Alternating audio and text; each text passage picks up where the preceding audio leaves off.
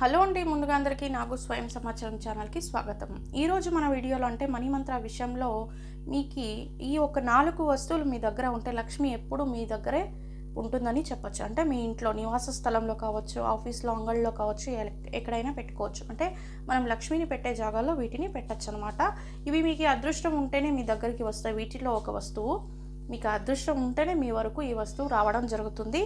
అది ఏంటి అనేది కూడా ఇక్కడ చెప్పబోతున్నాను. ఈ 4 వస్తువులు ఏంటంటే, ముందుగా అంటే తెల్ల జిల్లేడు చెట్టు ఉంటుంది కదా, తెల్ల జిల్లేడు చెట్టు వేరులో చేయబడ్డ శ్వేత గణపతి అనమాట. ఈ శ్వేతార్క గణపతి మన ఇంటిలో కానీ, లేదా మన ఇంటి ఆవరణలో కానీ, దేవుడు గదిలో కానీ, లేదు ఉత్తరం వైపుగా మనం పెట్టుకోవచ్చు అనమాట. వ్యాపార స్థలంలో కూడా పెట్టుకోవచ్చు, టేబుల్స్ పైన కూడా పెట్టుకోవచ్చు.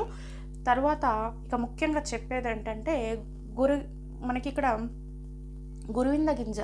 ఈ గురువింద గింజ అంటేనే అది లక్కీ పర్సన్స్ దగ్గర మాత్రమే ఉంటుందండి. మీకు అదృష్టం లేదు అంటే మీ దగ్గరకు కూడా అది రాదన్నమాట, వచ్చినా నిలవదన్నమాట. అదృష్టం ఎలా తెచ్చుకోవాలి అంటే, మనం ఎప్పుడైతే ధర్మబద్ధంగా నడుస్తూ ఉంటామో, ధర్మబద్ధమైన లైఫ్ స్టైల్ని మనము డే బై డే బిల్డ్ చేసుకుంటూ వెళ్తామో, అలాంటప్పుడే మనకి లక్ అనేది కూడా రావడం జరుగుతుంది. అంటే స్వచ్ఛత, పరిశుభ్రత, దాంతోపాటు శ్రద్ధ, ఏకాగ్రత, పరిశ్రమ అన్నీ ఉండాలండి. ఇక్కడ ధర్మబద్ధమైన ఒక లైఫ్ స్టైల్ అంటే ఇక్కడ అన్నీ ఉండాలన్నమాట. శ్రమ ఉండాలి, క్రమశిక్షణ ఉండాలి, శుభ్రత ఉండాలి. అన్నీ ఉంటేనే మనం ఆదర్శవంతంగా మంచిగా మన యొక్క లైఫ్ స్టైల్ని మనం చూసుకున్నప్పుడే, ఈ యొక్క ధర్మబద్ధమైన లైఫ్ స్టైల్ని మనం పాటించినప్పుడే ఈ లక్ష్మీ కటాక్షం అనేది కూడా మనకి తెలియకుండానే మనకి పెంపొందింపడం జరుగుతుంది. అది ఏంటి అంటే గురువింద గింజ. ఇలాంటి లక్కీ కలిగిన పర్సన్స్ దగ్గర ఇది ఉంటుందండి. లేదంటే కూడా మీ దగ్గరకు వచ్చినా కూడా మీలో ఏదో ఒక లోపం, నెగిటివ్ ఎనర్జీ మీలో ఉంది, మీరు ఏదో ఒక చెడు పని చేస్తున్నారంటే కూడా అది మీ నుండి వెళ్ళిపోతుందన్నమాట. అంటే లక్ష్మి మీరు కోల్పోతారనమాట. మనం డబ్బుని ఇష్టపడడమే కాదు, డబ్బు కూడా మనల్ని ఇష్టపడాలి. సో అలా ఈ గురువింద గింజ లక్కీ పర్సన్స్ దగ్గర మాత్రమే ఉంటుంది, ఇది గుర్తుపెట్టుకోండి. తర్వాత ఇక స్వస్తిక్ చిహ్నం, దీని గురించి మనం ఇదివరకే మాట్లాడుకున్నాం.